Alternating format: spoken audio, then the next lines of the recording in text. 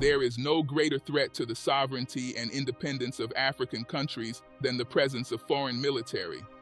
In our video, "It's High Time for Africa to Dismantle Western Military Bases," we revealed that at least 13 countries have military bases seen across the continent, with the United States, who say they have mild interest in Africa, having the largest number of bases.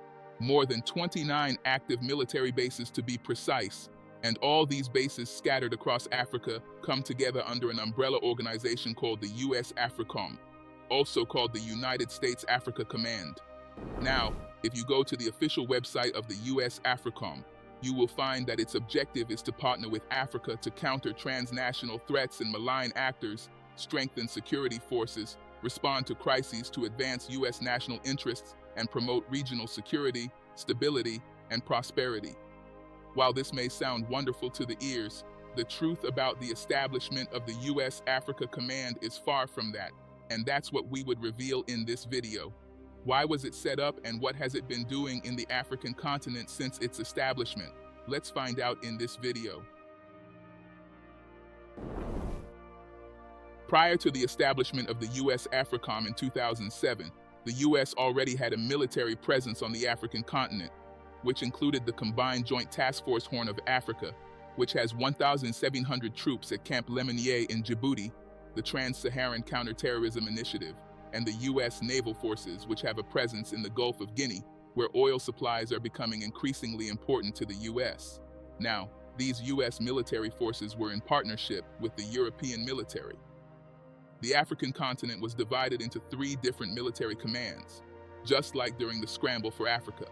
The US European Command, EUCOM, is responsible for the largest swath of the continent, namely North Africa, West Africa, and Central and Southern Africa.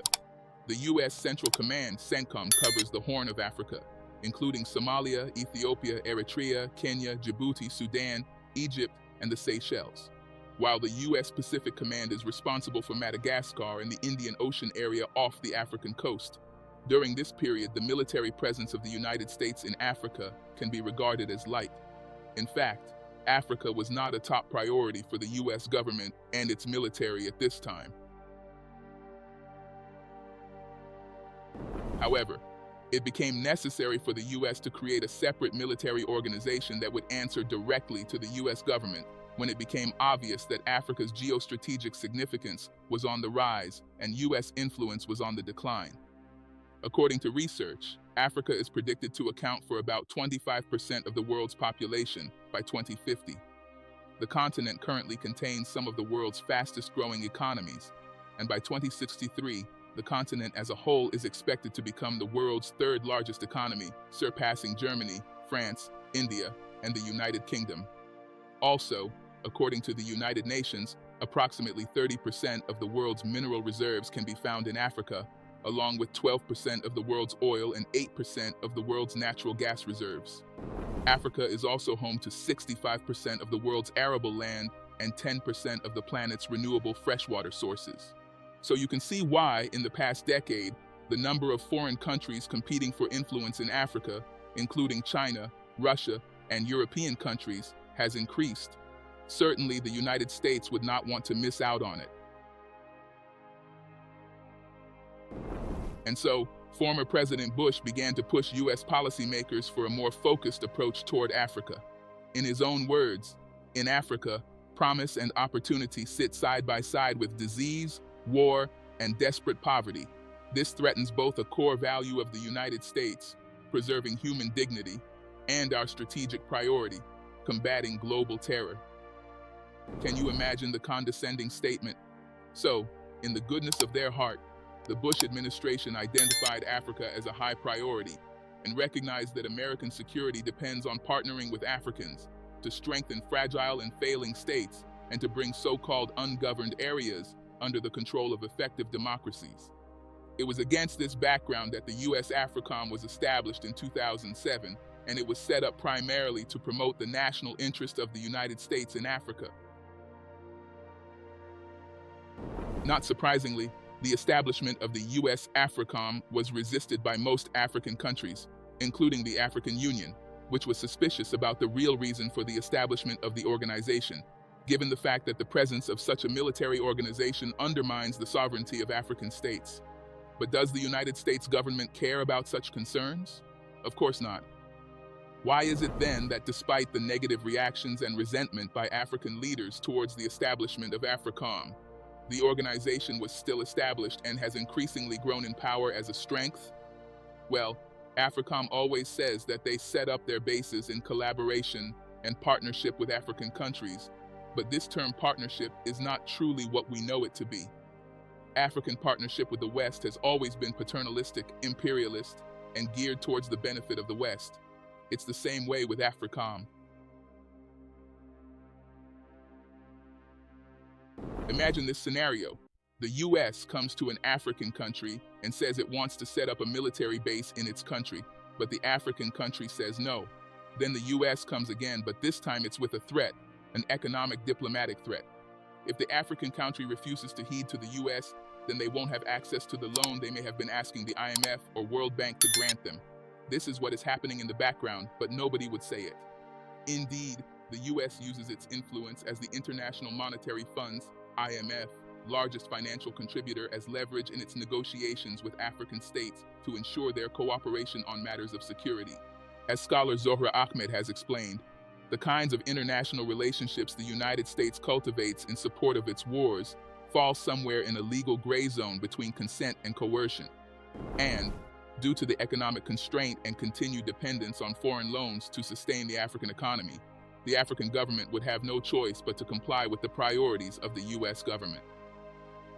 It is devastating that the same country that speaks about human dignity, justice, sovereignty, and human rights is the same one that is trampling on the dignity and sovereignty of another nation just because it has more power. However, this is even the least of what AFRICOM is doing in Africa. If you search AFRICOM's website for news about Camp Lemonnier, which the US formerly said was the only military base in Africa, but we now know it's a lie, you will find several feel-good stories about green energy initiatives, the drilling of water wells, and blah, blah, blah, but that's far from the story. The base is a linchpin for US military action in Africa. According to Jenon Carter, commander of AFRICOM, 2012, Camp Lemonnier is an essential regional power projection base that enables the operations of multiple combatant commands. A map in the Pentagon report indicates that there were 10 MQ-1 Predator drones and 4 larger, more far-ranging MQ-9 Reapers based at Camp Lemonnier in June 2012. There were also 6 U-28As, a single-engine aircraft that conducts surveillance for Special Operations Forces, and 2 P-3 Orions, a 4-engine turboprop aircraft originally developed for maritime patrols, but since repurposed for use over African countries. The map also shows the presence of 8 F-15E Strike Eagles, manned fighter jets that are much faster and more heavily armed than drones.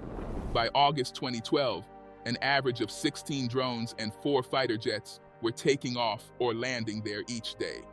As it grew, Camp Lemonnier became one of the most critical bases not only for America's drone assassination campaign in Somalia and Yemen, but also for US military operations across the region. The camp is so crucial to long-term military plans that the US inked a deal securing its lease until 2044, agreeing to hand over $70 million per year in rent, about double what it previously paid to the government of Djibouti. Now, one thing that the US is wary of in terms of its supposed military partnership with Africa is costs, specifically the cost associated with deploying its own troops to the front lines. For this reason, AFRICOM carries out what is called a 126 program. This program, named for a budgetary authority, allows US Special Operations Forces to use local military units as surrogates in counter-terrorism missions. This simply means using African solutions for American problems. AFRICOM relies on African forces to assume the burden of counter-terrorism missions on the continent. The underlying logic of AFRICOM can be traced back to the Clinton administration's Africa Crisis Response Initiative in the mid-1990s. As scholar Adekeye Adebajo explained in reference to US strategy at the time, the idea was that Africans would do most of the dying, while the US would do some of the spending to avoid being drawn into politically risky interventions. Partnering with the African military enables the U.S. military to rely on proxy forces in cases where America is not officially at war and where the presence of U.S. troops would garner scrutiny. These U.S.-trained elite African military units are often touted as the most professional and capable fighting forces in their respective countries. However, according to a 2019 article in the journal Current Anthropology, they are also the least accountable and most likely to brutally exercise their own authority domestically. In addition, using the African military has led to internal divisions within national militaries across the continent. In Somalia, for instance, the sheer number of U.S.-led training of different, in many cases newly formed, security bodies within the country has spurred competition for power among security actors.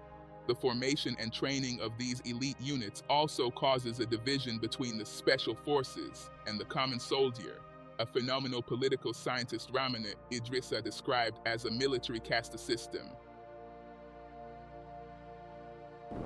Now, even though AFRICOM says it's in partnership with African countries to not even fight war but to prevent it from happening, the operations of the U.S. military are shrouded in secrecy. In most of the missions carried out by U.S. operatives, African governments are usually not aware of what they do or why they do it, and yet it's called a partnership. Even basic information like the sweep and scope of deployments by elite U.S. troops and clandestine combat by American commandos on the continent is mostly unreported across Africa. If you watch our video on U.S. secret biolabs in Africa, you will see how, with the aid of the U.S. military, the U.S. has set up hundreds of labs across the African continent, which they sometimes use to experiment on the local populace. Why would they keep their operations secret from their African partners if they are not doing something suspicious in the country? So you see that AFRICOM is beyond promoting the interests of the U.S., which President Bush said is fighting terrorism before it happens. In fact, if that were true, why are terrorism and insecurity currently widespread on the continent? The United States military came into the continent based on the idea that Africa is not capable of solving its problem. The governments are too weak and the people too dull, right? Now, AFRICOM, whose goal is to prevent war and insecurity, have been in the continent since 2007, conducting secret missions all over the continent. And yet, with all their high-tech grade military equipment, they were not able to prevent terrorism and Islamist jihadists from breaking out in Mali and spreading all across the Sahel region. They can't tell us that they were not aware of the plans of the jihadists with all their high-tech equipment used for spy missions across the African continent. And let's say they were not aware, why couldn't they have eliminated the threat of these terrorists when they just started? It's just obvious that fighting terrorism was just an excuse given to the public as to why the U.S. needed to create AFRICOM. As we said, AFRICOM is solely in Africa to promote American interests, which doesn't have anything to do with terrorism. Instead, it's about promoting U.S. military influence across the continent, promoting their economic interests in terms of easy access to African minerals, and reducing China and Russia influence in Africa. What are your thoughts? Let us know in the comments section below, and don't forget to like, subscribe, and share this video.